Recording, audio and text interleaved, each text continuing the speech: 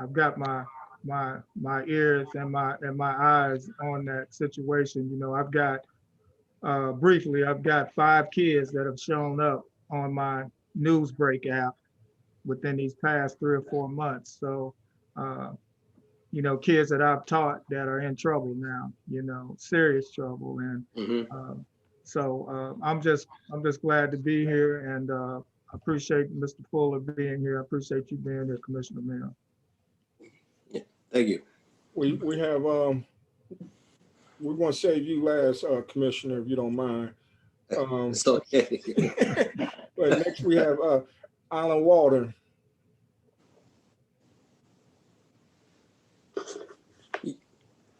Yeah, I'm Alan Walder.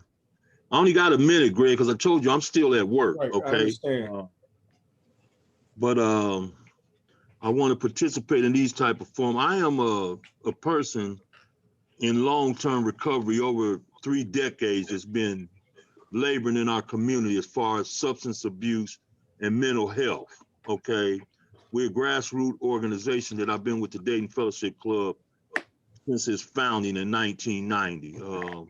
We've never been funded by any government or any agency, right? So we've been in the community, and then now I am a advocate for the U.S. flip, which means we want to turn nonviolent drug offenders and mental health people and put it in the public health system and take it out of the criminal justice system. We know this worked because Portugal done it 20 years ago. Overdose rates around in their country, or the country of 10 million, only had 34 overdoses. So we know it worked. The state of Oregon already done it. This is a global movement. It's called, if anybody get a chance, the global recovery movement. So it's people across our country trying to decriminalize addiction, what is happening. And it will help with economics and everything if we do this, you know. So I believe in, you know, the grassroots efforts, bottom up, not top down. I appreciate the commissioners showing up, but we want some efforts in the community because we've been talking about stuff for decades. Right. You know, I've been asking questions for decades, and it's the same thing getting spent. So we want some stuff that's going to help.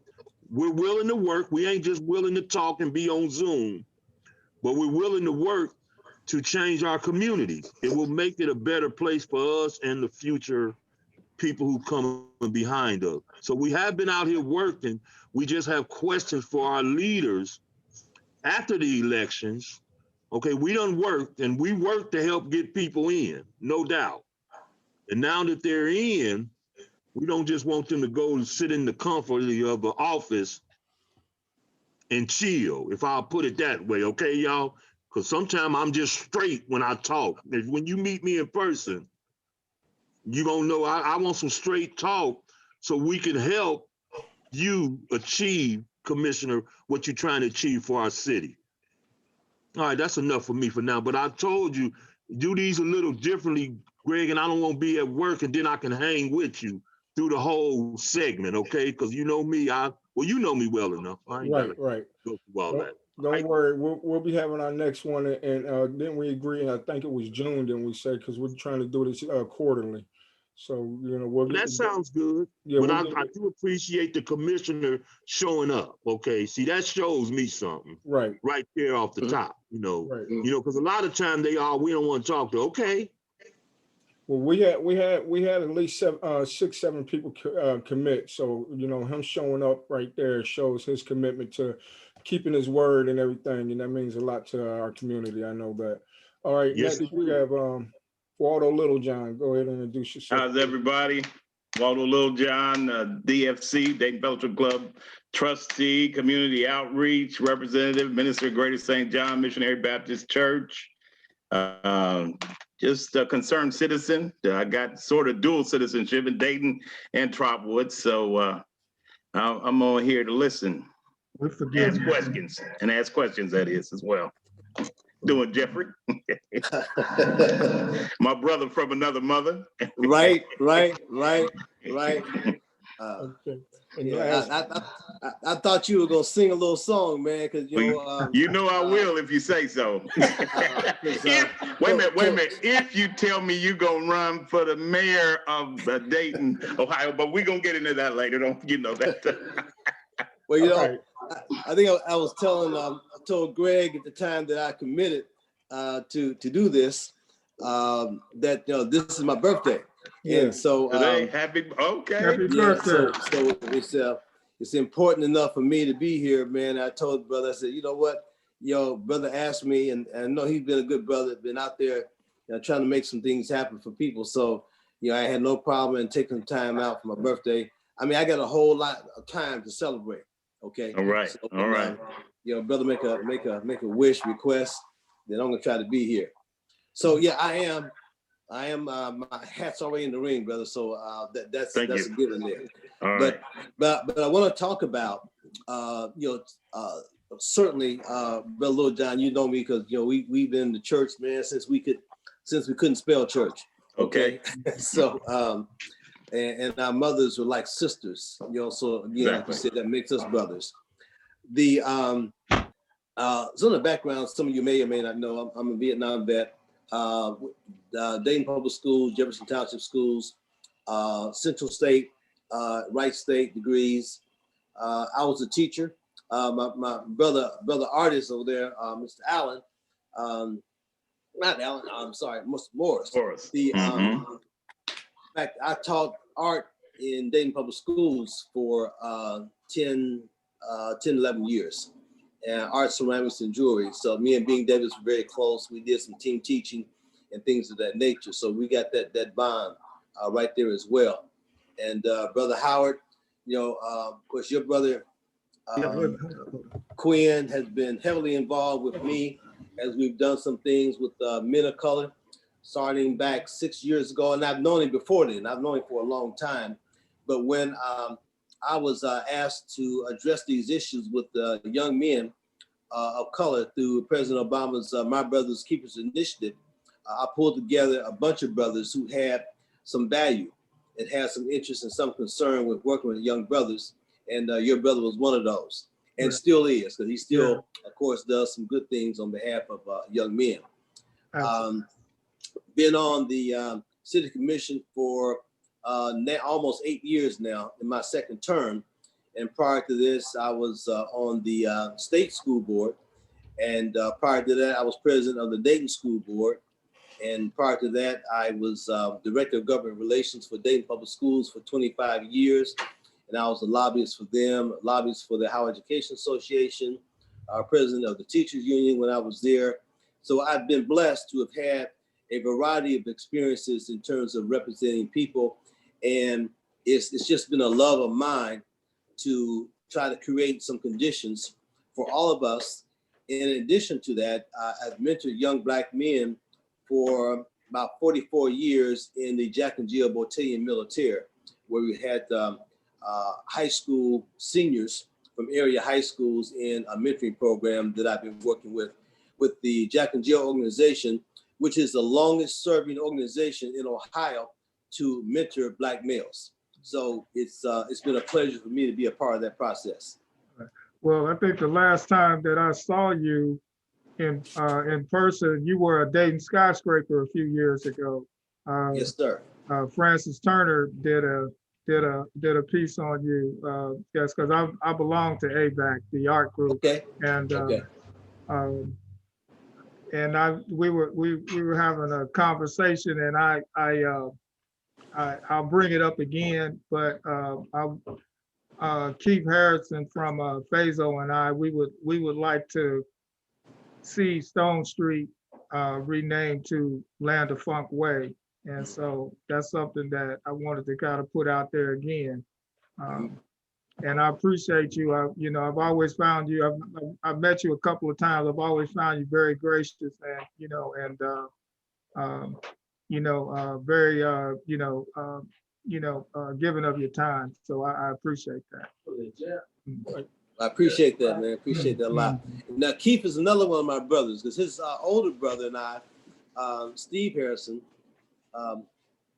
played the drums as well, and we were co-captain of the American Legion Drum and Bugle Corps. We were in the band of Jefferson Township, and we won every talent contest in the Dayton area 3 times. So he comes from good stock, good musical stock, if you will, which gave him a good foundation for the kind of quality work that he has done in music and in this community as well. Okay, we appreciate that, man. You know, so like, what this forum? What's up, Jeff? Yay. Hey, man. What's up, man? How you doing? All right, brother. Hey, everybody. Recognize that voice, man, before I saw you. What's up, Hey, man. He said, man, you guys on here tonight, man. Some good stuff, man. I'm just getting in. So, hey, man, y'all go ahead, man, and we'll catch up. Okay, bro. All right, then. All right, we'll see you. The way we envision these forums as they grow is like we as moderators we'll have a series of questions for not just since you're the only one tonight, but and we wanted to we're streaming live also on Facebook. So if anybody came in and they had any questions, I'm reading if there's any comments that come in, we will have the comments from the community also. So right now, I'm going to go around and allow each one of the gentlemen on here for any of the questions that you might have had for our guests. Go ahead and let's go ahead and get to it so that we don't waste our time and their time. And hopefully that we'll get some more people in. And I'll still keep looking for the comments to see if there's anything that our community would like to ask our guests. Edwin, if you want to go ahead and start off. Put you right on the spot. I know you did that. All right. Well, I really, I do appreciate these forums and these conversations. Commissioner Mims, I think first time I met you was a couple of years ago. You came and spoke at a Get Out the Vote rally that we were having at Grace United Methodist. At that point in time, we were supporting issue 1. And I remember you speaking, and I appreciated your words and what the work I have seen you do. And therefore, I know you have a deep interest in, I think, an issue that really impacts our community. And that is, obviously my bailiwick is dealing with criminal justice related issues. Frequently, our criminal justice related issues are not strictly related to letters of the law and the system, but they are really related and rooted in our communities and our community's relationship with, I guess, for lack of a better word, I guess I would say stakeholders, system stakeholders. So I guess my first question is, and I probably will have a series as we go around here, but my first question is, what in your estimation is the number one or is the most pressing issue facing communication between our communities, and by that I mean everyday run-of-the-mill people who inhabit our communities, and established stakeholders in government? And I couch that that question in terms of what is going on in the national conversation. We had a national conversation that's dealing with a number of pressing issues. Obviously, we know what's going on with COVID and what's happening in our government, but it has opened a door once again to the pressing need for conversation and communication between institutional stakeholders and the community. So again, what do you, in your estimation, is the most pressing issue in regards to that communication? Well, first of all, thank you for the question, and thank you also for the work that you do. I was going to sort of bring this up somewhere near the end, but you hit a real hard question from the very beginning. So I'm going to reference a report that I have not finished reading yet, but it's a report from Citibank, and it's probably maybe about 6 weeks, maybe 6 or 7 weeks old. And I will send you the link to that later on after we get off the show. But it was done also with the foreword from one of the leading black brothers who was on Wall Street, Ray McGuire. And they talk about the loss of the gross national product and productivity because of racism. And the primary victims, of course, have been black males. And they talk also about some of the issues dealing with the criminal justice system in terms of so many of the laws that are in place that makes it difficult for a black man to move about his daily functions and to be able to escape the incarceration processes, even when they do something that's on a very, very minor basis. And in relationship to that, one of the things that we're doing here in Dayton in reference to the use of force issues, which is the committee that I chair or co-chair along with State Representative Willis Blackshear Jr., is looking at the different types of use of force that's being used by the police and what type of recommendations do we need to make to increase the level of trust and interaction between the police and the regular everyday citizens, in particular those black males who seem to fall victim more so than anyone else. Communication and the ability to escalate or de-escalate these situations is something that we have found to be very, very critical and far too often missing in those type of interactions. When you start from the very beginning, we understand that both the citizen and the police officer want to go home at the end of the day unharmed, certainly in a situation not in a body bag or anything of that nature. And even if they are guilty of some violation, that situation should not give the police officer the authority to be the judge, jury, and executioner. And far too often, too many of these things are happening, not in Dayton, of course, but happening across the nation. And we're involved in doing some of the things that we're doing to make sure, to the best of our ability, that those things do not happen in Dayton. So I also talk maybe around your question or maybe to it to a certain degree, but I still think, and clarify that if I missed something, I still think the primary issue is communication, is trust, and is respect for the individuals on either side of the spectrum. And if I need to be more clear, I can certainly try to do so. Well, let me follow up. Well, I appreciate your response and kind of where you went with that. Let me unpack a little bit of that.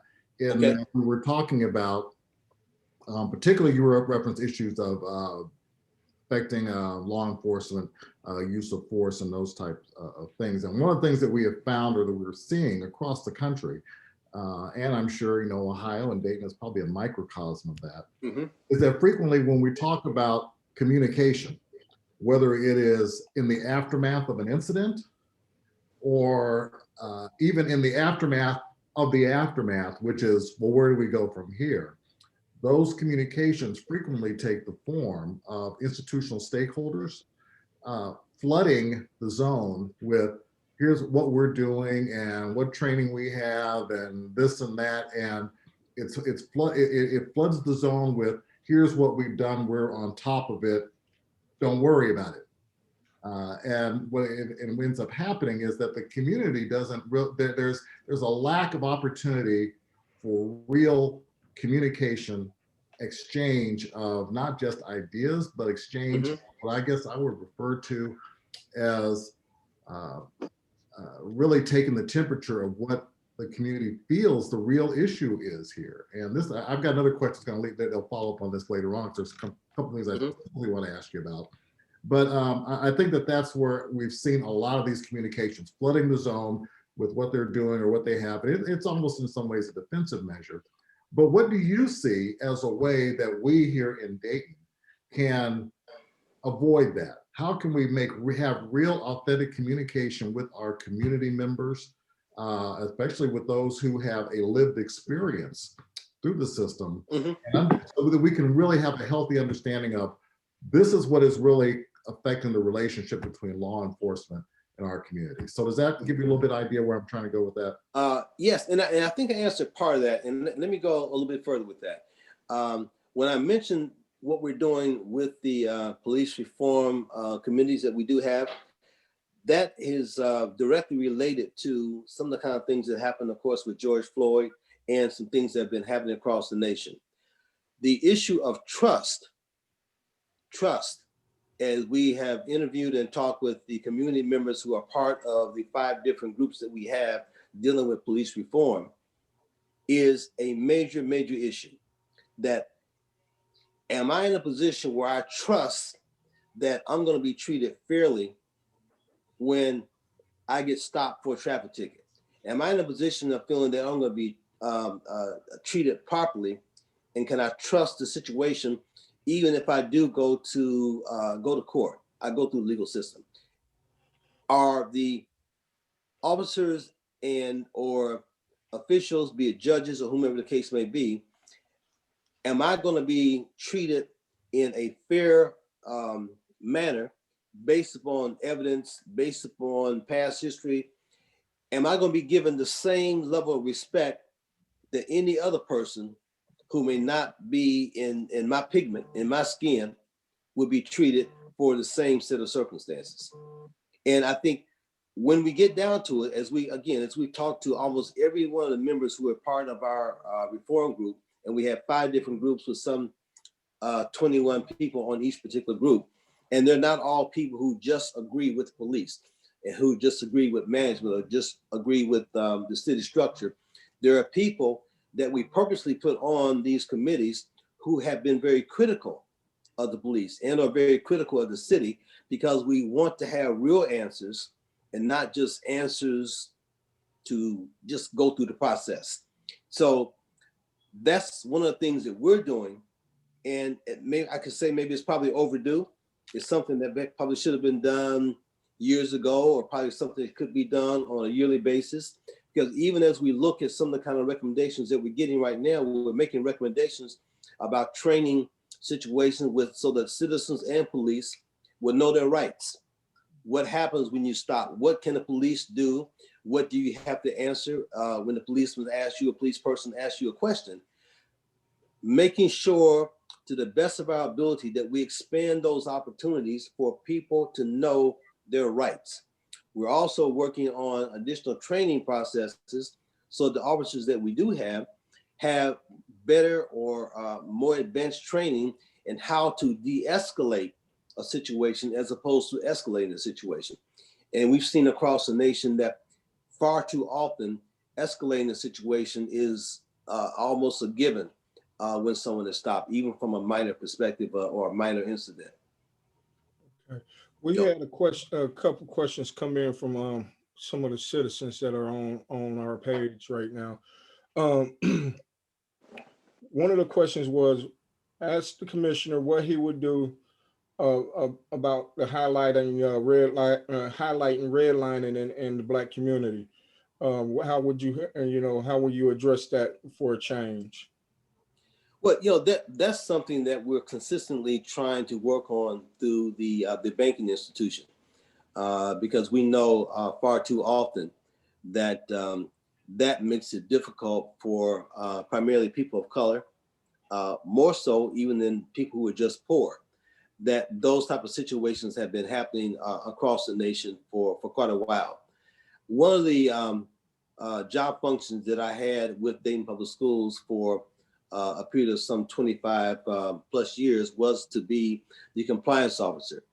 And part of the training processes for certification that we had to go through on a yearly basis, we found that there was a lot of information, does not just pertain to education, but there was a lot of information that we found that for the average person of color, in order for them to buy a home or a major purchase, we found that 75% of them who qualified for prime interest rate homes did not receive prime interest rate loans. Mm-hmm. And we also found that 75% of the Caucasian population who did not qualify for prime interest rates loans continue to get prime interest rate loans. Those figures were bad then, and they're still bad now, because the banking institution, which is under a lot of pressure from right now the Biden administration, just like they were under the Obama administration, because those laws that allow them to continue to do that are set at a national level. And so we can put pressure on our local banks and choose which bank we go to that's going to give us the best set of experiences. In a lot of cases, it may wind up being your local credit union as opposed to your bank. And so we're asking people to do research as they do what they do, while those that they elect in various positions continue to fight that battle to minimize the type of red line that's being done.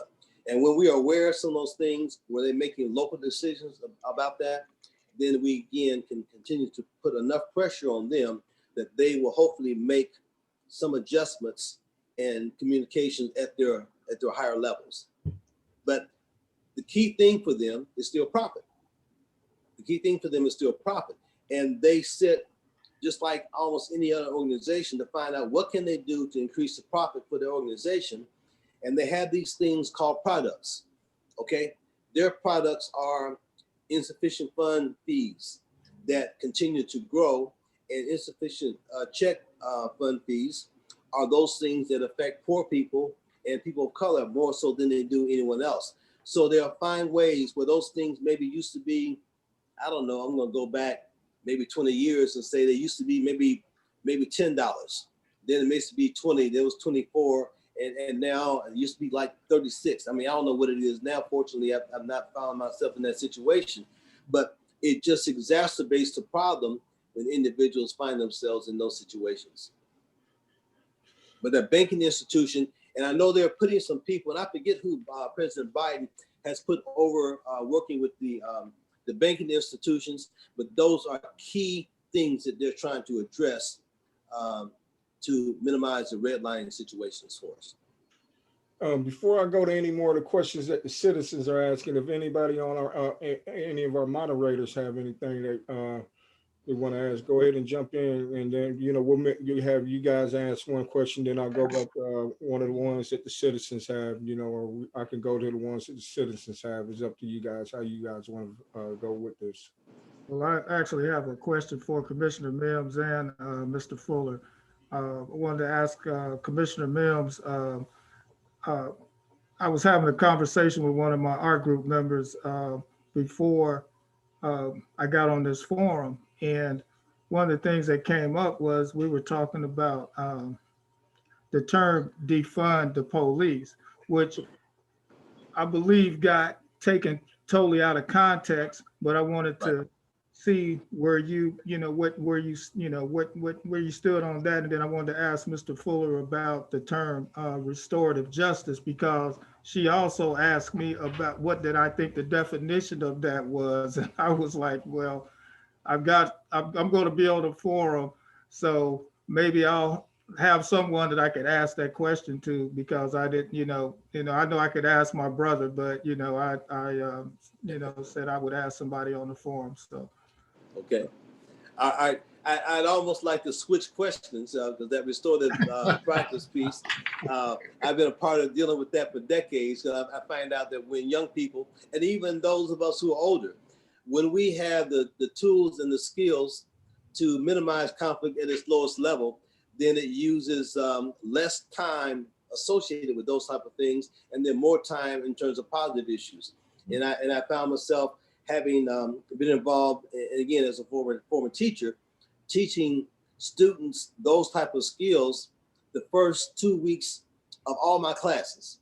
And as a result of that, for the 10.5 years that I was a teacher, including the 7 years in high school, I had one fight in 10.5 years because we created this whole family atmosphere and gave all the students a strong sense of value, if you will, to help them understand that they had much more in common with their fellow student than they did that they didn't agree on?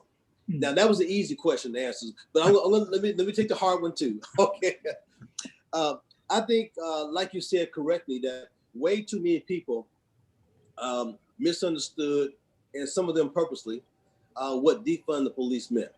And we have those individuals who just want to create chaos and divisions between all of us who are trying to make good things happen as far as our community is concerned. The phrase is just a antagonistic phrase that I think is misplaced. When you look at the amount of money and time that we spend for police and safety factors, police, fire, those type of situations, they are valued functions in any community. And those communities that are most thriving all have strong safety forces. Now, when we look at defunding in that, using that phraseology, it means taking some money away from something. No one seems to have a problem with defunding education. Right. And they do that all the time, and they don't raise that issue at all. But if you were, for example, some of the functions that police are involved in could be placed in more of a social work type of function. We've had in past years, these McGruff things, had the big dog in a costume that went around the community and did things with kids. Crime dog. Sheriff the Department money, station. Mm-hmm.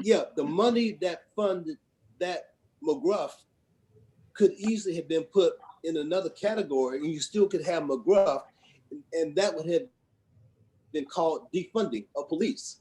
Okay, the money where you have police officers that would go into schools and play basketball and football, not football, but kickball and softball with members of the community or students in school. If you want to use that negative phrase, that could be called defunding police if you take that money and put it in that particular camp. Conflict mediation programs. One of the things they did when we had this New Futures Project working with young people, we gave the student and the parent an option of when they did something wrong, and as opposed to them being suspended, we called this Evening Institute, and where they had to stay after school for 3 hours. 1 hour was spent with mediation of schoolwork. Another hour was spent what we call community service, where they work with the custodian to clean up around the building inside and out. And then the other hours was spent in conflict mediation training. So if you, again, that was done by the police. So again, the time that they spent doing that, you could take that money and say, that's defunding the police. So the people who are using that phrase on a positive basis did not mean stop funding the police, but it meant look at some of the other kind of things that could be done either by police or someone else. Okay, we have a couple good questions that are coming in from our community. One of them is, as laws change, how do you guys go about keeping the public informed of the new rights and new policy changes? Well, that's a challenging one for all of us. We have our community police council that has been a vital organization within the city of Dayton to have those kind of meetings and then share information about what's happening as far as the city is concerned. One of the things that we're doing right now with this whole reform process is to tighten up on how we communicate with police about laws. And like I was saying, the one area about know your rights is one of the key areas. Another one of the areas that we're focusing on is how do you make sure that individuals who, for example, are stopped for any particular reason or come in contact with police, that they do know, as I mentioned earlier before, they know what they're supposed to do and what rights they have and what the police is supposed to have. We also have these sessions with our police when they give reports to the city. Those things are open to the public and they're televised in our various sessions and our work sessions that we call. And we do those sessions with each one of our departments within the city of Dayton. And if you have missed those, you can call the city 333-3636, and you can get that kind of information that is readily available for those who may want to take a look at those things and then communicate them to a broader audience themselves. We're right now, because of this recent law that was passed on Stand Your Ground, which is very troubling, because some of you who may be aware of that situation, because they have some of these situations across the nation where individuals, if they feel threatened, they have the right to shoot someone, even if that person may be moving away from them. And we see way too much of that. And there's a lot of education that needs to be done with regards to that.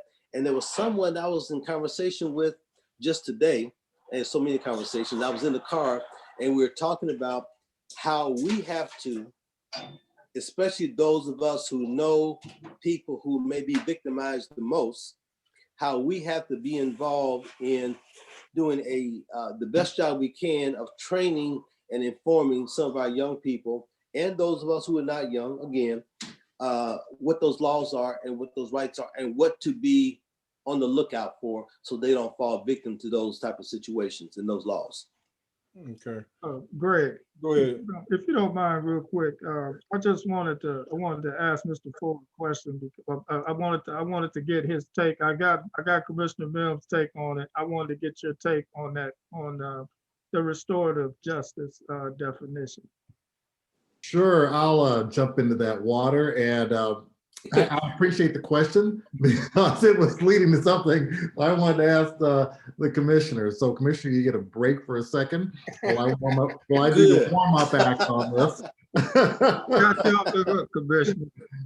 But when we talk about restorative justice, that term by itself is, I think, like one that is not dissimilar from the question of defunding, from the term defund the police, and that many times people hear restorative justice, oh, soft on crime. We want to everybody to forgive each other and go home and just kind of forget the whole thing happened. Yeah. And that's not at all what it is. And I really appreciate this question because my organization, Building Freedom Ohio, we're working with the Dayton Collaboratory around this whole question of reimagining America, reimagining Dayton. And one of the components of it that has really started to gain some interest and enthusiasm is that whole issue of restorative justice. But when we talk about that, we're talking about not just a particular program or a mechanism. When we're using that term, we're talking about a restorative community justice. In our case, where everyone in Dayton is, when you have a restorative justice community, everyone in Dayton, residents will hopefully feel that they're really part of a community that values the existence and the participation of everyone in our community. Everyone who is, that everyone has a place in our community, especially for those who are returned citizens, who are trying to build a new life and return to families, and they are a valued part. So as I say, the restorative justice terminology encompasses a lot of areas. The commissioner referred to it. Some of the aspects are being done in schools, some are being done in some other mediations. One of probably the more well-known application is in a criminal justice aspect, where restorative justice is an option. It is a detention diversion avenue that can meet the needs of both the victim and the perpetrator. Okay, because many times the victim doesn't want the perpetrator to go, to end up, they'd be satisfied with an alternative resolution, and that getting someone into the system is not necessarily the desired outcome or even the best outcome, but there is an outcome that can involve the community in embracing and seeking out a solution where everyone's need is met. It's not, is a restorative justice option the only way to go in every situation? Certainly not. But it is a community approach, and so that's and it's a lot deeper than that. But we do have a working group that is doing something. We're hoping to develop something on this, and later on I can talk to you a little bit more about that, what we're doing with that. But Commissioner, my question for you in regards to that is, when we talk about restorative justice, and one of the things I mentioned was as a detention diversion avenue, and this kind of steers down the lane of talking about what is going on with the Montgomery County Jail. And I don't want to get onto the jail right now, but my question for you is in regards to Dayton being a restorative community where alternatives, because I know you've mentioned a lot of things. They're talking about, the issues we're dealing with use of force by the police, or and other related issues, even just with community monitoring, whether we're talking about, was it a shot spotter and those type of things, speaks to a almost a confrontational relationship between law enforcement and community, which leads in many ways to this whole issue of trust and communication between institutional stakeholders and communities. So what do you see as the challenge for Dayton? And well, let me ask you this: do you see Dayton as being a restorative oriented community? If so, what makes it that? And if there is a growth edge, what do you see as the #1 challenge for us to really move our community into being restorative? And by that, I mean alternatives to entering people into a system that is going to follow them the rest of their lives. Very, very heavy and loaded question. Okay, one of the things that we have done for quite a while is to have a mediation center, and that mediation center, staffed by professionals and of course funded and paid for by the city, has taken on the role to address a lot of the confrontations that citizens have, even though it may be sometimes a next door neighbor, even though it may be something that could be resolved just by personal conversations and conflict with those individuals. Sometimes there are larger groups that they meet with to sit down and try to find a common ground, because as was mentioned before, every time there is a conflict, that conflict doesn't have to go to the highest level that causes someone to get any type of a criminal record and things of that nature.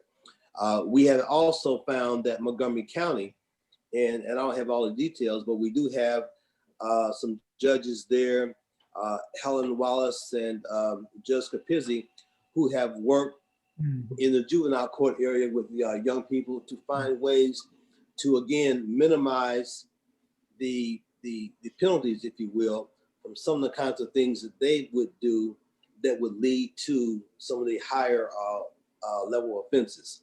And it's a set of circumstances that we don't have all the answers to. What I do know is that we do have groups and organizations, again, from the city and from the county, that are working to minimize some of the kind of things that you're talking about in terms of effects, and trying to put some things in place that will minimize these circumstances that you're talking about. One of the things that we have tried to do, and you hear me often refer to some things in terms of education, because not just because of being a former educator or a person that says, well, once an educator, always an educator. When more and more people have those skills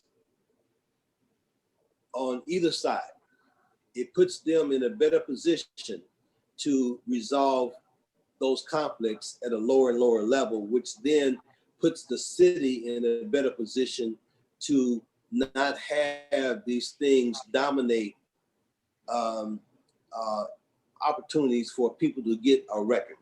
Now, is there a perfect mix? I'm sure there isn't in terms of where we are.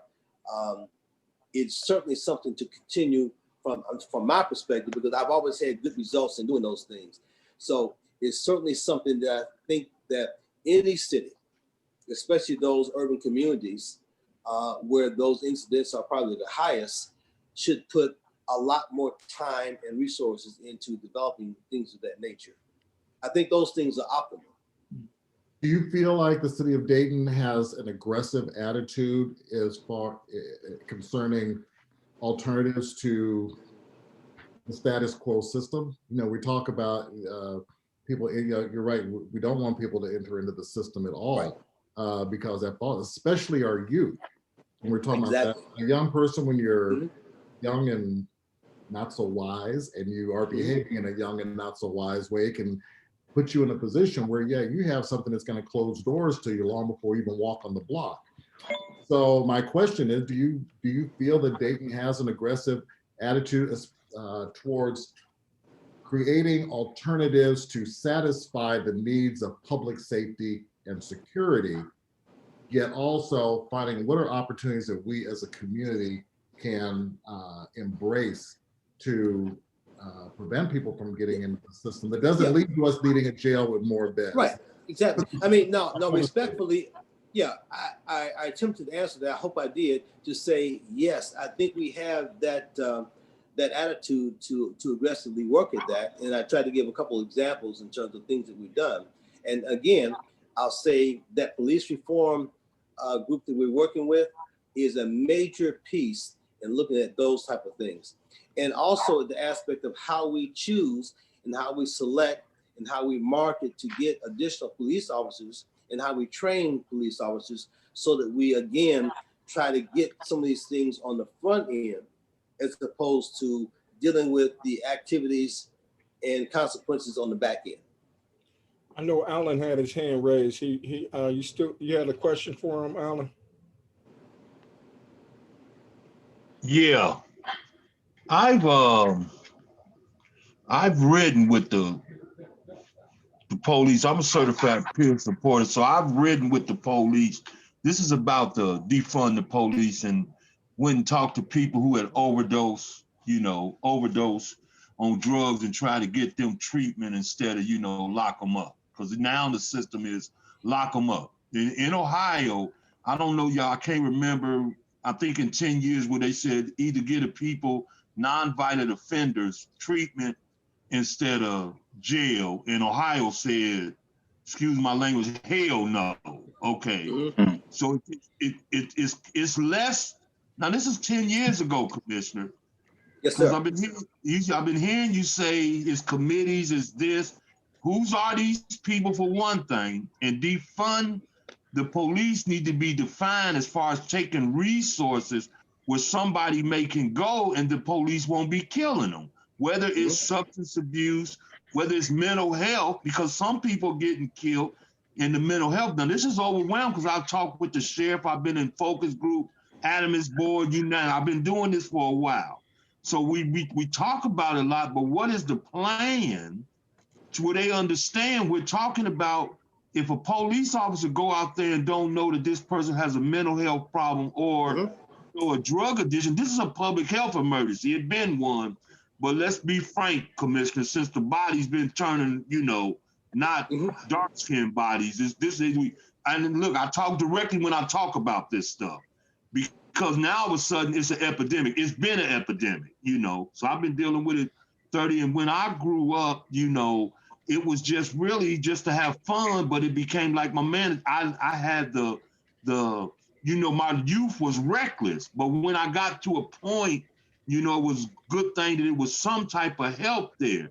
And when the help became available, then I haven't, in 30 years, I've been in the community trying to do better. So it does work and it's a model for it, but what are we doing? What I'm trying to say, for not to make this just from talk, that we actually, where the police can see that the community work and the community see that the police, because I've worked with some good officers. They can't tell me that it ain't some officers tired of this, because they are. Yeah. But it's looked like the people at the top, we got to understand what are they doing to make sure that you change what? The culture, right? Exactly. Yeah, you got to change the culture because this is embedded in our culture. It ain't just in Dayton, it's across this country. And we need to, but when we say defund, we need to explain this is what we mean when we say that, y'all. Then you helping the police as well because you're taking some of that pressure of them that they go into a situation. I'm not saying some people, you know, if you done it, I was doing something, you need to be locked up. But killed, you know, don't you know that, Yeah. and this is where we're at as far as, like you said, that law they just passed about you can shoot. Come on now, what is that saying to people?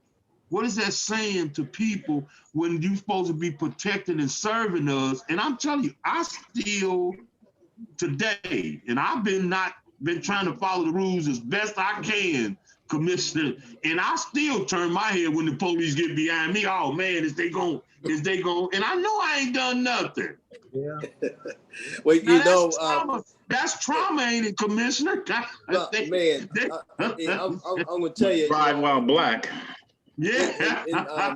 Breathing. Alan, Breathing. hey, Alan, in my previous, in my previous life, I had sports cars, and I thought it was my job to see how fast I could go from one traffic light to the other, and see how quickly I can get to Columbus or back from Columbus to Dayton or Cincinnati, and I got a variety of tickets, and even like you said, when we're doing the right thing, and police officers come up and they stop you, and you got to go through those interactions and whatnot with them, and you see different type of policemen in terms of how they respond to you when they're giving you a ticket.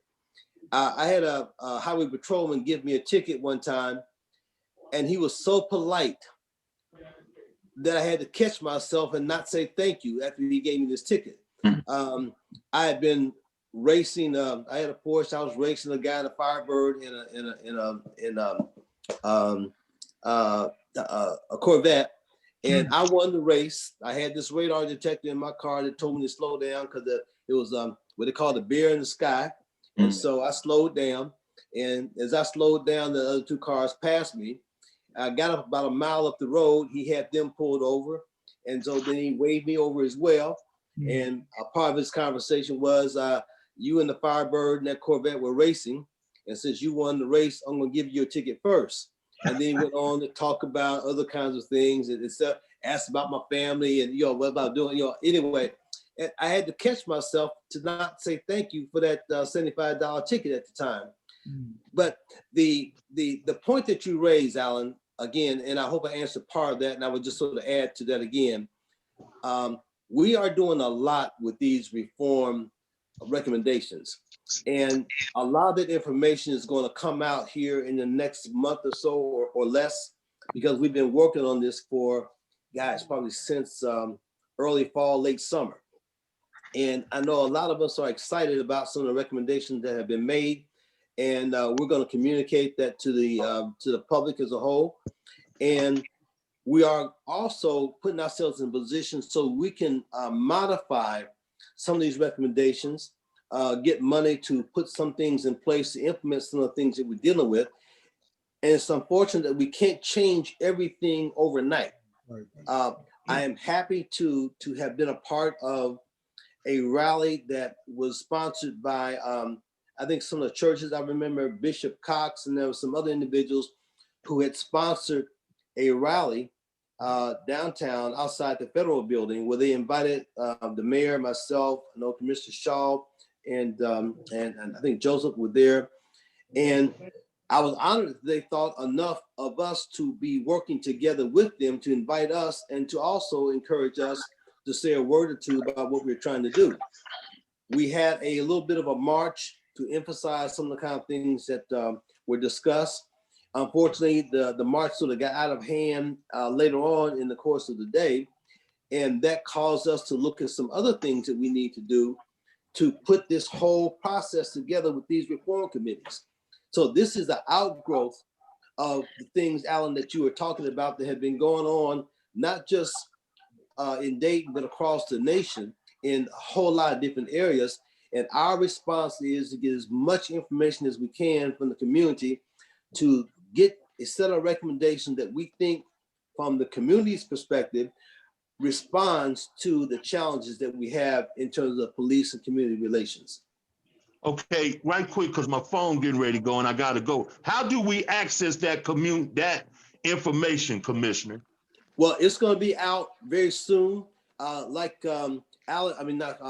Greg said in this regards to our committee, this is not the last time that we're going to be meeting. Right. And so we'll have additional times where we will share that information and you will be able to see that. If you're watching some of our commission meetings, we will occasionally pass some of the recommendations that have been made. Right. You know, like body cameras, we did that. Things of Okay, that I nature. seen So that. yeah. Yeah. Okay. Okay. You know, Okay, Greg, I gotta go, but you'll hear from me again, Commissioner. I hope so. And thank you Okay. again. Okay. Well, Okay, and I appreciate your time. Okay. No problem. hey, thanks a lot, Alan.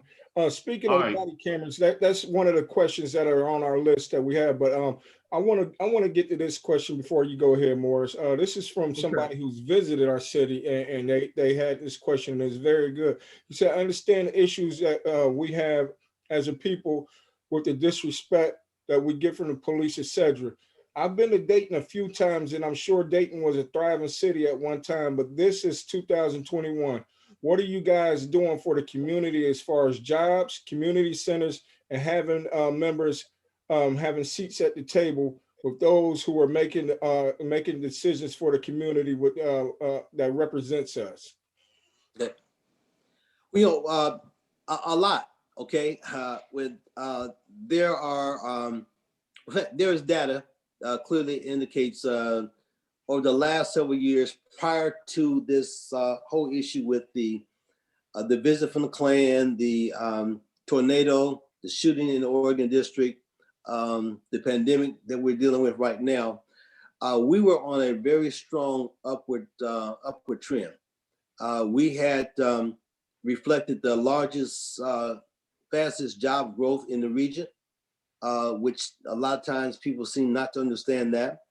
We passed the first tax increase in 34 years in 2013 to get new dollars to address some of the conditions that we have in Dayton.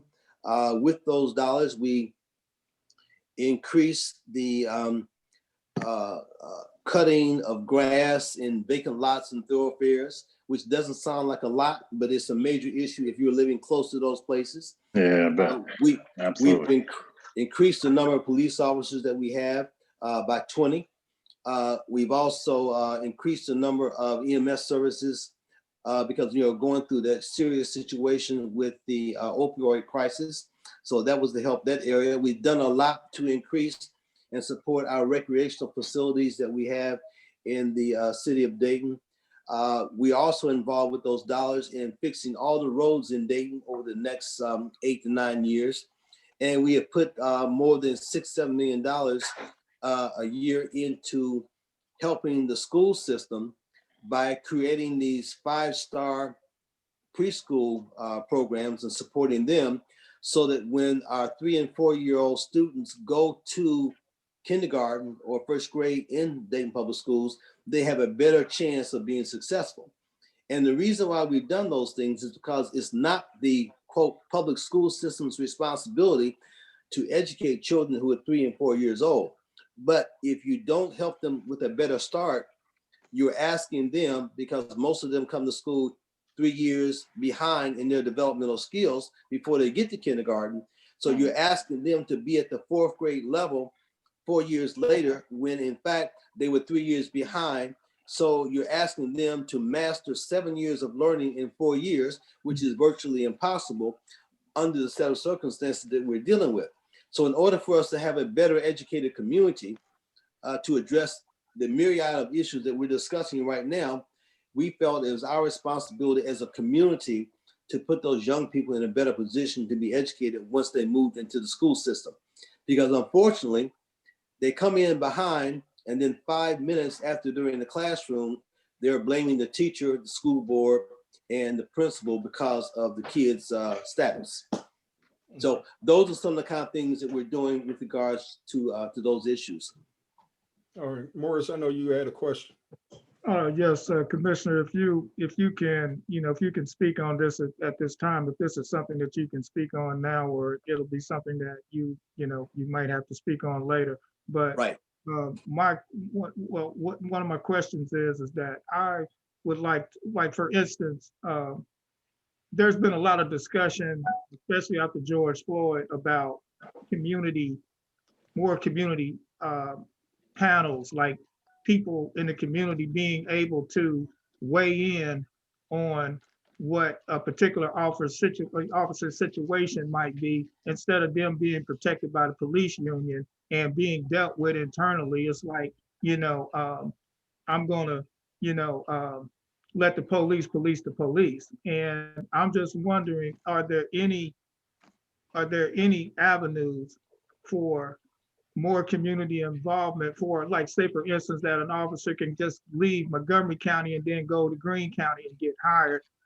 after, committing some horrible offense, but not being found, guilty through the legal system, but maybe civically responsible, as far as in which the city would have to pay, or the county. And I was just wondering how much involvement would be would citizenry be allowed, to participate in that.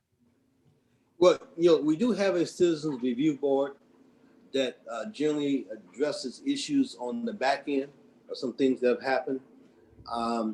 And they have a lot of information there. Again, we're looking at how that can be modified to make sure that we're responding to the needs of the citizens as well as we're going through this process. And like I said, and I'm putting a lot right now on you by saying, here's what we're in the process of doing.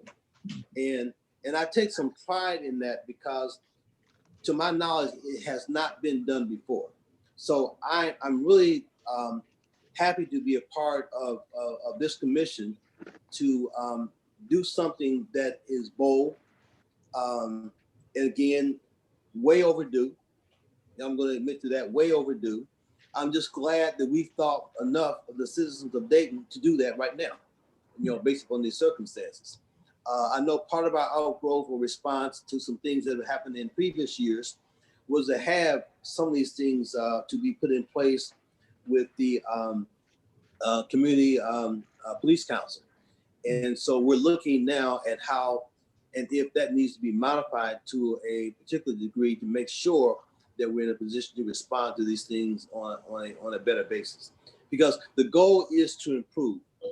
There's probably no way to fix every single problem that we have to address these issues, but our goal is to improve to the best of our ability and to continue to listen and be responsive to those on both ends, those who we give the responsibility of keeping peace and helping the citizen, and those who may find themselves in a situation where they need help from the police. So again, great question, and I appreciate that. Well, thank you, Commissioner. Before another one of our panel members asks a question, let's go back to another one. I want to try to get as many of these questions from our citizens that have been chiming in. One of the next questions that was on, and it seems to keep falling into what we're talking about, police, defunding the police reform and everything. The question was asked, Commissioner Mims, how does the city go about vetting the police department to weed out the white supremacist officers that do exist around here? Well, it's not an issue in terms of whether we say we have those individuals who are part of that organization, but more so they had those psychological processes that they go through for hiring that is designed to not only weed out those individuals who would be a part of these white supremacy organizations, but individuals who just would not be a good fit, period. And regardless of whether they're male, female, or black or white, that's the whole design of the process. And one of the things, again, that I mentioned in terms of the recruiting and training process, we're asked, just like our citizens ask, just like members of these panels and these reform groups are asking, how can we do a better job of recruiting more and more police officers who are reflective of the community and who have a sensitivity to protect the citizens, so that our citizens in our community feel just like the citizens in Centerville, Oakwood, and Kettering, that their police are there to protect them.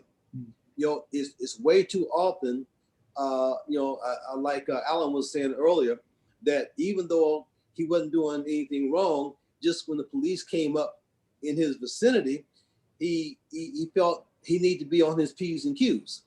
Okay, when we look at other communities, sometimes based upon their experiences, they don't feel that. In fact, they feel more emboldened or safer because that policeman may be in their vicinity, as opposed to what some of our citizens may feel, all based upon the experiences that they've had. So our charge, as far as leaders in Dayton and the members of these respective communities or committees, is for our citizens to have that same level of trust and confidence when they're in the presence of the police as they would have in some of the more affluent communities. Okay.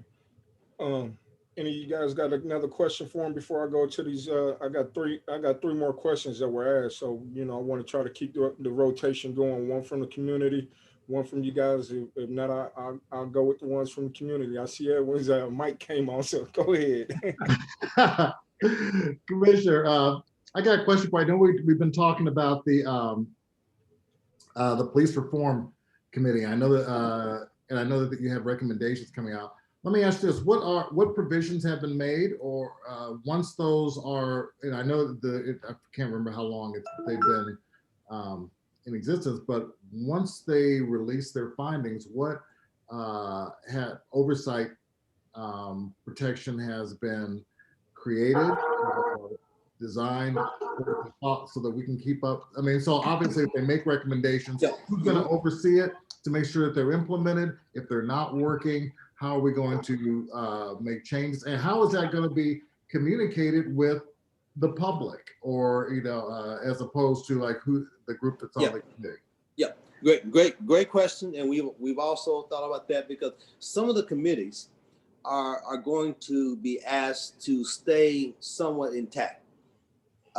We also are discussing whether or not we will have, like we've had, I don't know if you want to call it maybe a super group, where we have some members of each group that meet to talk about some of the redundancy that we may have in some of the recommendations, because there's a natural sometimes overlap with some of the committees in terms of their charge and the recommendations that they may have in place. I know, like, one of the things that we talked about that you heard me say earlier was the committee that has, for example, Know Your Rights. While that's in my committee that deals with use of force, we may also have that. I think it also spills over into the training and recruitment committee in terms of some of the kind of things that they want to do. So again, that group is one that is going to take a look at whether or not we should stay intact on some of these things. And we're also looking at whether or not we need to modify, or how we should modify, the current community police council. So you will continuously have those things that are in place, and we'll be consistently communicating all those issues. And I will say to you again, just remind you, 333-3636, any questions that you have regarding what we're doing in terms of communicating to the community about some of the respective things that we're doing, that you can call that number and you can get a response. You will get a response. Let me say you will get a response. And so you'll know what's going on from that perspective. And again, be aware of the fact that we have the city commission meetings that are weekly. And those meetings are also available for you to look at. And if you missed the meeting, they're on our website, www.daytonohio.gov, and they're also on YouTube. So there are multiple ways for you to continue to stay engaged, to stay involved in terms of what's happening. The police, not the police, but the newspaper is doing a decent job in communicating some of the kind of things that have been happening. I know I was on one of the channels, I think maybe channel 22 earlier this week, to give some updates, some response to some of the things that we're doing with regards to buying the body cameras. And so there's always methods of communication that we're using to keep the community involved. But if you look at, again, YouTube, you look at the website, you have that number to call, you can always get information. before we get out, I know we still got enough time and we got a couple questions left anyway, but city commission meetings have not been in person lately since the pandemic started. COVID, correct. Um, would you go ahead and tell the community if they would still like to be at the community at city commission meetings, what Wednesdays are in the morning and which Wednesdays are in the evening, and how they can go about doing it without trying to catch them on YouTube, but like if they would like to participate in person as much as possible? Well, Greg, sometimes I get those mixed up myself. Yeah, so I mean, it's especially since we've been doing these things by Zoom. I know y'all probably miss my face down there because Zoom, I can't keep up with what time and all that, can't find the code. So y'all miss my face down there. Right. Yeah, but I was sitting in my office at home, 8:30 one morning. Well, actually at 8:15, and then 8:30 and 8:45. I said, "Man, so what's up? I'm trying to get to this meeting." And so, because every one of those months where we have 5 Wednesdays in a month or something along those lines, there is a different change in terms of what we do in terms of meetings. So we may have 2 meetings in a row that may be evening or maybe morning meetings. So we had a morning meeting today. Okay, so they generally alternate, and next week will be an evening meeting. And again, that information is always available as well. It's generally on TV, in newspaper, and our website. That website is always 24/7. And so that information you can get anytime in terms of when we're going to have those meetings. And we have to do a notice generally 48 hours in advance to the community as a whole. So that always goes out in time to let people know when we are going to be meeting. Okay. One of the questions that was asked by our citizens was, with so many job losses in the area, what is the city what is the city going to do about the new companies that have been started as a result of the pandemic with pre-existing disadvantages like felonies and people with bad credit or low credit or low capital? Look, Greg, first of all, I'll say that I just want to go back and mention that prior to this whole pandemic and these crises that we had, we were leading the region in job growth. I said that earlier, so I don't want that to be forgotten.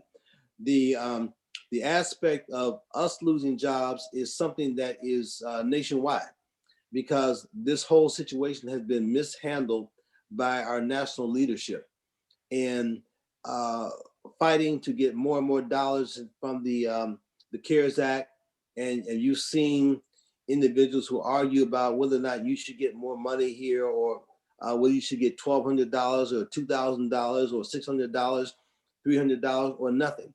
And a lot of those individuals who are having those discussions are very comfortable on the money that we send to pay their salaries and their fringe benefits and their housing and things of that nature. And it hurts. It hurts a lot when we see way too many of our people who are suffering through no fault of their own because this whole situation has just been mishandled. Listening to a report today that has shown that women are really hurting as a result of these types of activities and lack of response on the national basis. The question or the challenges with regards to the deficit has been totally absent during these last 4 years about the deficit and how much money the federal government is spending, except for when it comes to giving money to the people who are most in need. Then you have legislators talking about, well, we got to balance the budget, and we don't want to have this blow, increase the deficit and things of that nature. And all we can do in so many of these cases is to take those dollars that we get and apply them to the best of our ability to spread out to those individuals who are most in need. And I would tell you, it's just not enough. Not enough for Dayton, not enough for Columbus, not enough for Cincinnati, not enough for Centerville, Oakwood Academy as well. But for those who are already hurting, this just makes it worse. It just makes it worse. So you have a lot of those individuals who have child care responsibility, they have jobs. They're having to stay home because kids are at home doing online education. And you can't leave sometimes young school age children at home alone. And so you wind up not going to your job. You can't take care of all the things you're responsible for taking care of if you're fearful of catching the virus by going to work. Because for a long time, you know just as well as I do, the federal government had so much misinformation out, and we had a lot of essential workers. And I call essential workers those who are working at the gas station, the grocery stores, and all those other kind of places where we had to go to get some of our basic things.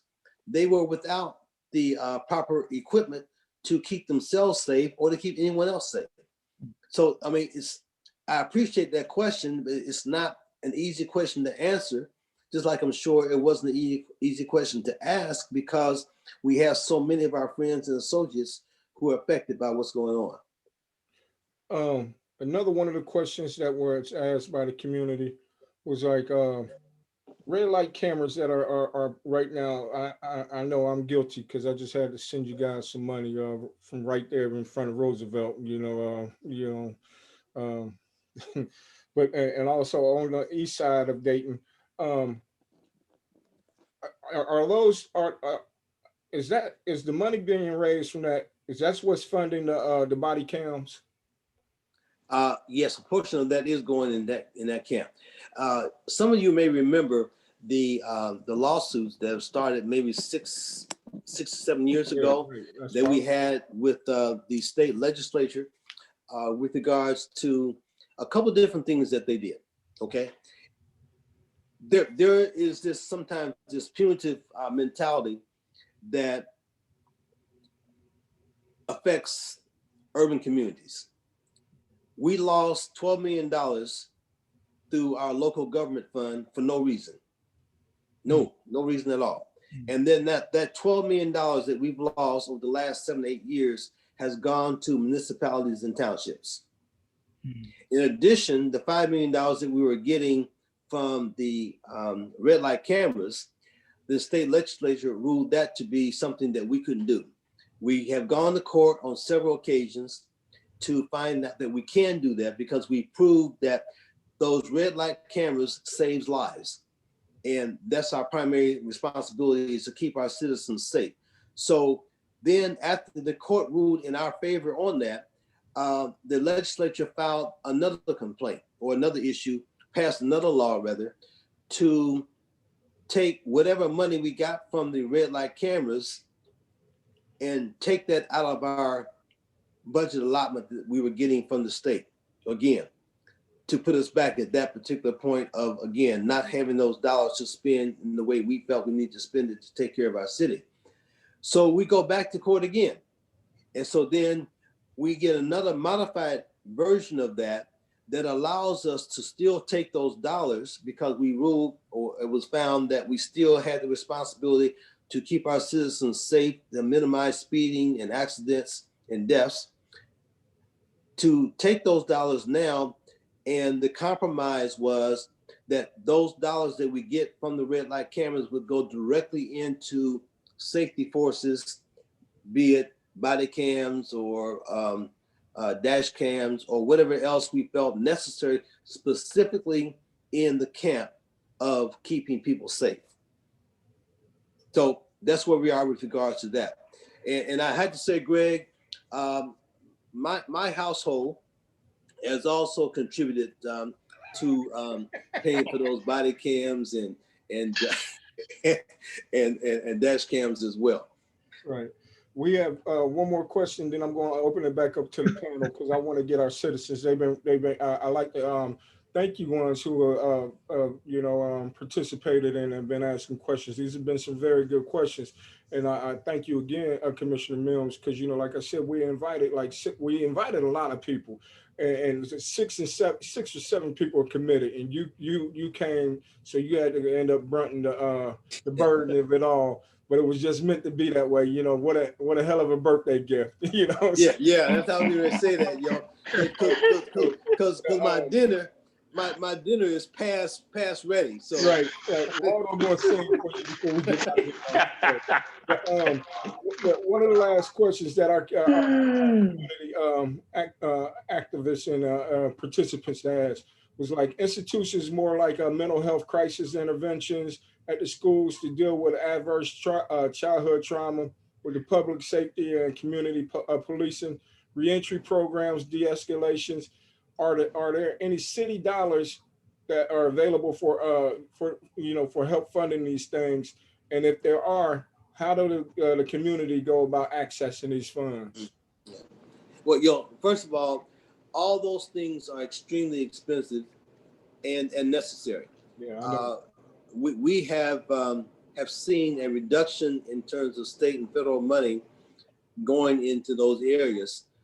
One more notable of those reductions has been the mental health centers. The mental health centers across this state that have closed, and you've left those individuals in a greater element of risk, because mental illness is a natural phenomenon. And when you don't address those situations, those circumstances, it only gets worse. It doesn't go away; it just only gets worse. And they will find themselves in some other area. We've talked about the types of mental health, and I'm not a mental health expert in terms of that by any stretch of the imagination, but we see people doing things that are unnatural. We see people that can't hold a job. We see people that don't know how to handle some of their flare-ups, and they treat their loved ones in an inappropriate manner. We see those individuals who also do crude, harsh things to themselves because they don't have the skills to address those issues in a manner that should be addressed. That's a really big void that we have, not just across Ohio, not just in urban centers, not just in rural centers, but also in suburbia. But when you have those situations in suburbia or more affluent communities, they have the resources to go to different places to address those issues. Those who are in rural and or urban communities don't have the excess that they or the opportunities that they have to address those concerns. So I know our Adams board with the county. I mean, and again, I'm not an expert in terms of that, although I am on the Human Services Levy Board that helps provide some of the resources that we have to address those concerns. But what we have and what we have seen rather is an increase over the years in those areas beyond the amount of money that we have to address all those concerns. So the answer to those problems, like the answer to a lot of the problems, is how do you address your legislators at your state level and at your national level? And how do you say to us, even at the local level, understand the challenges that we have, and then join us as we talk to legislators at the higher levels to make sure that we have support and dollars to address these concerns. Because again, going back to what I said at an earlier point in time in our discussion, the report that was done by Citibank that talks about the loss of the gross national product in this nation because of failure to address these issues that are primarily based on race, but areas of jobs, healthcare, education, and the criminal justice system exacerbates those problems that we experience. Yeah, I know there's a report that I've been reading, a book, matter of fact, that I've been reading, the Black Tax, where basically talks about, our country as a whole misses out like almost, because we make up like a $1.3 trillion in Black community in revenue. Mhm. And just because of the racism in America, how much of that, I can't remember the exact amount that he said at the time, but America as a whole, because of racism and everything, we're missing a big portion that could be going into the gross product, and everything like that.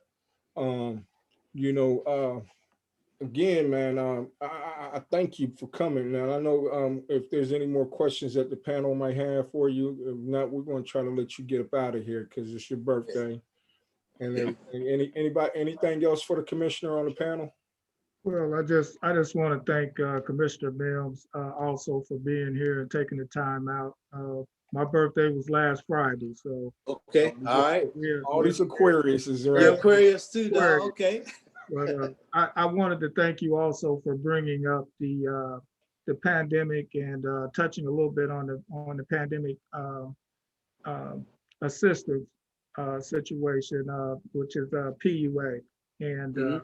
because I've been diagnosed with COVID. I've had 2 positive COVID tests. And so as a matter of fact, I went today to Hometown Urgent Care, and they recommended that I not get a test because when I first was positive, make it briefly, when I was first tested positive in October, they said it could last as long as 3 months. And so now when I went today, they're saying it can last as long as 4 months. It could be in your system that long. And so that has not, well, with the facilities, because, working in juvenile facilities, with them shutting down, some of them, which, took some of my income. And then with me getting sick myself, which, put me in that position. So I appreciated your attention to that, to that situation about the assistance. But I want to, like I said, I want to thank you again, for taking the time, to come out. I won't forget you, Okay. Appreciate you. One last question that just came. So it says, is there any money for the nonprofit organizations in our community that the city has? Well, we've taken almost a 20% cut in our revenue because of the pandemic. Because again, we're looking at the income tax dollars and tax monies that we get from the businesses and corporations that are in the city of Dayton. So when those businesses are closed, they're not generating revenue. They're also not generating revenue for us as well. They're not generating tax dollars. So those cuts that we've had to make are sometimes similar to the cuts that those companies have had to make. We can't afford to close. That doesn't happen for us. So we have been in a situation where we have had layoffs past the extent of what we can afford to have in order to take care of some of the vital and basic services that the city is supposed to provide for its citizens. So the extra dollars in so many of these cases don't necessarily come from us in the first place. Some of them come from grant dollars that we get from the state and federal government, and they are not doing their part in addressing this issue as well. Well, I thought I was gone, but you mentioned Citibank, and I wanted to touch on that, and I kind of slipped my mind, Commissioner, so Okay. on that. But you mentioned Citibank, so it was nice to hear that they're doing something positive. But I was looking on the list of all these businesses that got PPP, and I noticed that in quite a few of them, PNC Bank was like an intermediary. I don't know a lot about financial institutions and things like that, and and how things go, but that, that didn't sit well with me, because you're talking about at least $20 million that went to these companies that, I didn't see any Black businesses on there, not in the top 20 anyway. And so, I just don't. That distribution, again, going back to the beginning of that distribution was very misguided. But it was not a surprise that it was misguided. The issue almost sometimes when it seems like we've heard these terms before, the trickle-down effect, where you give the larger corporations money and then they'll take that money and they will trickle it down. But by the time it gets trickle down to the people who need it the most, there's nothing there. And some of the companies, in fact, have taken those breaks, those dollars that they were receiving by virtue of tax breaks, and reinvested in their own stock or reinvested in the stock of some of their friends and associates. So they've got more and more wealthy. And there's data out, and I don't have that right now, where a lot of the major corporations, a lot of people who are already doing extremely well, they've gotten more wealthy during this whole time frame, while those of us who are in the middle and sometimes below have gotten worse off as a result of that. I'm not going to let you get out of here without me asking some of my questions that I need to ask. When we moderating and doing, and we'll cover mine the next go round. But go ahead. Yeah, because I was saying you have been extremely quiet, Little John, and that's not right. I'm going to let that's not like you or anybody in your family. But go ahead. I'm going to let you get yours next round, though. But I need to ask because they're brief. Some of my union brothers and sisters would not let me off the chain if I did not ask this. We finally got before the pandemic, we finally got the county to the table to do a PLA, a test point with them. What is the chances of labor? You do a what? I'm sorry. A project labor agreement. Okay. We're doing a test one with them whenever we can, because we had to put it on hold because, there's no new construction or stuff going on right now. Like you said, 20% of the budget is being cut and all of that in different areas. What is the chances of labor getting a project labor agreement with the city of Dayton? Any projects over a certain dollar amount would have to go underneath a project labor agreement, saying that, what that means for people who don't understand that. That means that, whether the company's union or non-union, they will have to pay union wages as well as union fringes, like what we just did at the Gem City Market. Well, first of all, I'd say that we have been extremely union friendly, the city of Dayton. And that's been reflected in so much of what we've done in the past. As a former union leader myself, it's always been incumbent upon me to make sure that we are as fair as we can. A fellow classmate of mine, well, he graduated a year before me, the late Dean Lovelace, was instrumental in pushing for a lot of things in terms of prevailing wage that had a major impact on this community. He was probably the first person that began to talk about the issues dealing with, and the words escaping me right now, but the issues dealing with the predatory lending, those type of situations that were happening in terms of banks, with these balloon rates and high interest rates and things of that nature. And we have just continued to evolve in a positive direction relative to those kinds of things and the agreements that we do have with labor. And which is one of the reasons why you will find that even in our negotiations with them, we open up the book so everyone knows what we have in terms of dollars, and everyone knows what we're trying to do to continue to move in that direction. We have made a real strong effort, I know the last 7 to 8 years, to have an internal and external customer service type responsibility where we're working with our employees, because we find that when our employees are feeling at least satisfied and the understanding that we're doing the best we can with them, then they in turn do the best they can with our external customers. So that has paid off for us, on both ways coming and going.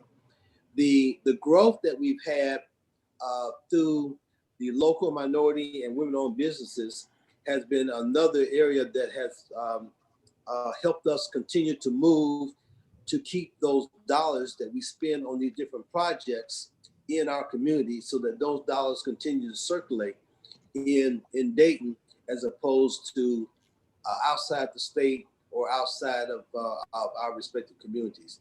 So while we're not perfect in any of these circumstances, I can just continue to speak to the growth that we've made and the progress that we've made in all these respective areas, and let you know there's still work to do. Right, and I will be getting in touch with you guys. You know that. Okay. Okay. said you had a question. Look forward to it. You've touched on pretty much all the topics I had listed: housing justice, economic justice, education funding. So we'll pick them up and we'll ride with them the next forum. I like this forum. We're gonna be regulars on here. So I'm just gonna hang in here, keep listening, and roll my sleeves up, Jeffrey. And you have a happy birthday. Okay, thank you. Appreciate it. Edwin, you have any other questions or anything before we close? Oh, I think that's enough grilling for one night. Commissioner, there's a lot more I want to talk about. I got a lot of questions. I can't get it all. Well, we don't have to wait till 6 months, because no, we're doing this every three. We're doing this people know all the time that I'm available almost anytime, and we can go somewhere, break up some chicken wings or something, and sit down and talk, and respond to some of the concerns and questions that you have, and go from there. So certainly don't let this let you think. I don't want you to think that this is the only forum that we can have a conversation. Great. No, definitely. I do appreciate your candor, and I'll be taking up on that. The wing. Okay. All right. I'm there. Okay. Morris, is there anything? No, I think I've worn the commissioner out today. Let him get out of here so he can get his dinner. I mean.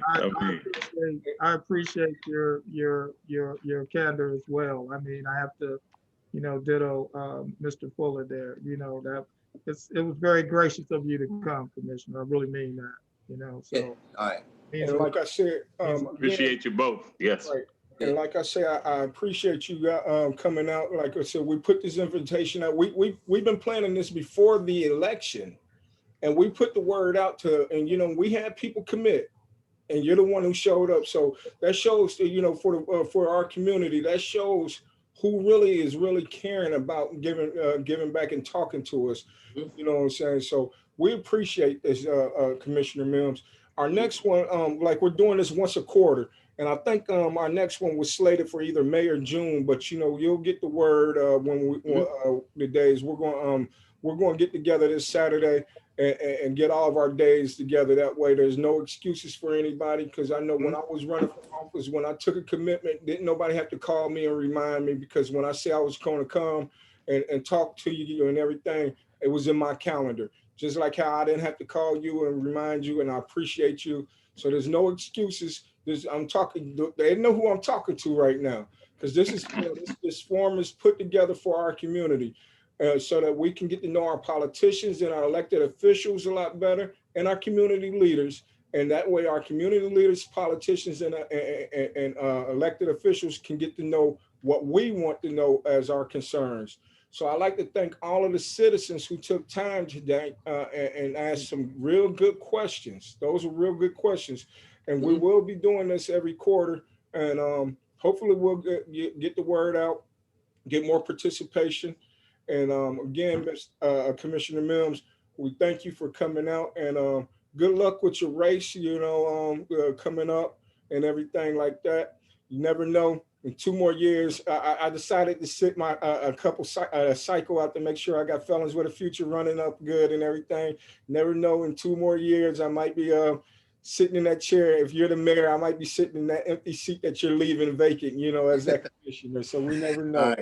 Right. Okay. Appreciate that. Hey, one other thing too that I would ask of you guys as well is, of course, that I do a lot of work with young Black males through the My Brother's Keeper, the Males of Color program with Dayton Public Schools, and Men of Color program with the city. And there are certainly occasions to have speakers such as yourself and in front of those young people, so they can grill you about questions and things of that nature, about how they can put themselves in the best position to be effective, to be like yourselves, to be leaders, to be those who are giving information and interacting in society on a more positive basis. So I'll make sure, Greg, I can reach out to you from time to time and make sure Dr. Worley, who works with the Males of Color in Dayton Public Schools, myself, to get with you guys and create some of these sessions with some of our young people. Absolutely. No problem. And a lot of those things we're able to do Count on. virtually right now, certainly because of the pandemic. So So that would be beneficial for us. No problem. You Thank know you, how to get in touch with me. Okay. All right. Thanks. That being said, again, the Dayton Fellowship Club, we'd like to thank you. Ohio organization and collab, Project Freedom. Edwin, we'd like to thank you. Morris, we'd like to thank you. I know Alan had to take off. I would like to thank him. We also like to thank our other partner, Sean Curley. He couldn't be here tonight. He's the new executive director from Wesley Center. He's going through some stuff right now. But we'd like to also thank our other partner, Dayton, Wesley Center of Dayton, and everything for helping us put this forum on.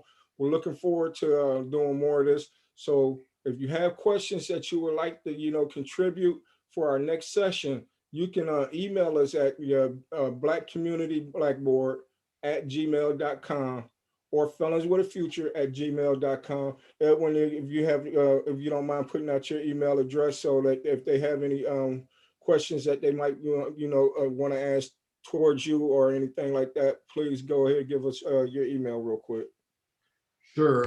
My email, well, I guess I can't post in the chat, but my email, I can be reached at just a real simple, edwin@ohorganizing.org.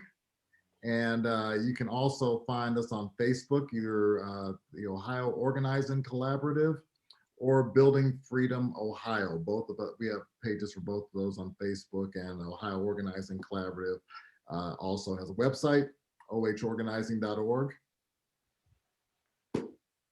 There we go. All right. Waldo, go ahead and get it, man.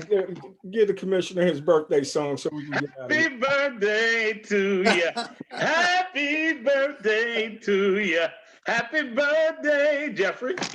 All right, brother, man. Appreciate you, man. All right. Y'all have a good And night. tell your mother I said hello too, man. Will Thanks a do, lot. man. You give the family my regards as well. Thank you, Okay. man. Will All do. right. Have a good night. Bye-bye. Stay safe out there, y'all. Well, yeah, Yes, appreciate it, Greg, definitely. man. And get better, man. Yes, sir. Yes, sir. Thank you. Better. Okay.